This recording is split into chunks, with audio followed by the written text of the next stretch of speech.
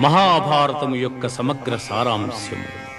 భక్తుడైన అర్జునునకు అనర్చిన ఉపదేశమే గీతా సారాంశము. భారత యుద్ధము జరగరాదని సర్వవిధములా భగవానుడు ప్రయత్నించెను. కాని ఆ మహానుభావుని ప్రయత్నములు వ్యర్థములాయను. అటు పిమ్మట శ్రీకృష్ణుడు పార్థునకు సారథి అయి నిలిచెను.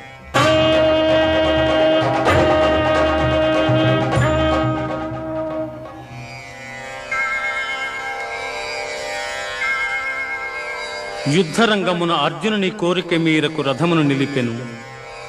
అర్జునుడు ఉభయ సైన్యములలో గల తండ్రులను, గురువులను, మేనమామలను, సోదరులను, మనుమలను, మిత్రులను చూచి హృదయము ద్రవించి నకాంక్షే విజయం కృష్ణ నచరా